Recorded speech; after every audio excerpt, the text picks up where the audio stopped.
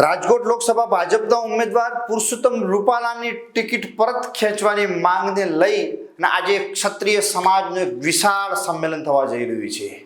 આજે રવિવારે રાજકોટ નજીક આવેલા રતનપર પાસે ક્ષત્રિય અસ્મિતા મહાસંમેલનનું આયોજન કરવામાં આવ્યું છે, જેમાં આખા રાજ્યભરમાંથી વિવિધ શહેરોમાંથી ક્ષત્રિયો અને ક્ષત્રિયાણીઓ ઉમટી પડવાના છે।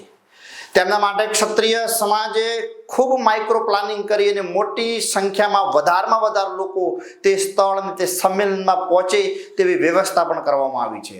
રાજપૂત સંકલન સમિતિ દ્વારા સમાજના વોટ્સએપ ગ્રુપ અને સોશિયલ મીડિયાના માધ્યમથી સૂચનાઓ આપવામાં આવી છે અને રાજ્યભરમાંથી વિવિધ શહેરોમાંથી 1000થી વધુ લશ્કરી બસો અને 5000થી વધુ ગાડીઓ દ્વારા લાખોની સંખ્યામાં ક્ષત્રિયો રાજકોટ સંમેલનમાં પહોંચશે તેવો અનુમાન કરી રહ્યા છે। આ સંમેલનમાં આજે ક્ષત્રિયો અને ક્ષત્રિયાણીઓ આગળની રણનીતિ જાહેર કરશે અને જો ભારતીય જનતા પાર્ટી પુરુષોત્તમ રૂપાલાની ટિકિટ હજી સુધી કાપી નથી, પરંતુ આવનારા સમયમાં નહીં કાપે તો આગળની રણનીતિ શું હશે તે પણ એમનું આયોજન હશે। અને આ બેઠક હાઈ વોલ્ટેજ બની ગઈ છે, કારણ કે કોંગ્રેસ તરફથી પરેશ ધાનાણીને ટિકિટ આપી છે અને પરેશ ધાનાણી તે પણ પાટીદાર નેતા છે અને પુરુષોત્તમ રૂપાલા એ પણ પાટીદાર નેતા છે। આ બંને પાટીદાર નેતાઓ વચ્ચે ટક્કર થવાની છે અને પુરુષોત્તમ રૂપાલાને ક્ષત્રિયોના વિરોધ વચ્ચે શું પરેશ ધાનાણી એવી આશા અપેક્ષા પણ રાખી રહ્યા છે કે ક્ષત્રિય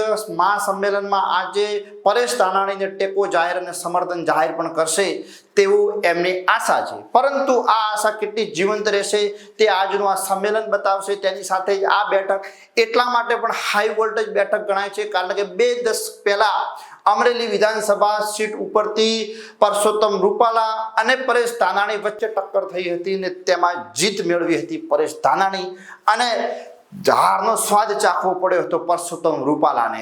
અને આ 2 દશક પછી ફરીવાર આ બેઠક ઉપર એટલે કે લોકસભાની ચૂંટણીમાં રાજકોટની બેઠક ઉપર પરેશ ધાનાણી અને પુરુષોત્તમ રૂપાલા વચ્ચે ટક્કર થવા જઈ રહી છે। હવે આ ટક્કર કેટલા લેવલ સુધી લઈ જાય છે આજનું ખાસ કરીને સંમેલન બતાવશે। એની સાથે જ પરેશ ધાનાણીની રણનીતિ અને ભારતીય જનતા પાર્ટી એટલે કે ઉમેદવાર પુરુષોત્તમ રૂપાલાનો કાર્યક્ષેત્ર નથી હોવા છતાં ભારતીય જનતા પાર્ટીએ પૂરી તાકાત ચોકી દીધી છે। અને સૂત્રોના હવાલે એ પણ જાણવા મળ્યું છે કે પ્રધાનમંત્રી નરેન્દ્ર મોદી રાજકોટની સીટ ઉપરથી ચૂંટણી પ્રચારના શ્રી ગણેશ કરવાની શક્યતાઓ રહેલી છે। તેમની તૈયારીઓ પણ ચાલુ થઈ ગઈ છે તે પણ જાણવા મળ્યું છે, પરંતુ આ બેઠક કેટલા લેવલ સુધી લઈ જાય છે અને આવનારો પરિણામ બતાવશે। પરંતુ ક્ષત્રિયોનું મહાસંમેલન ઉપર આજે સંપૂર્ણ ભારતીય જનતા પાર્ટી, કોંગ્રેસ અને વિવિધ રાષ્ટ્રીય પક્ષોની નજર છે।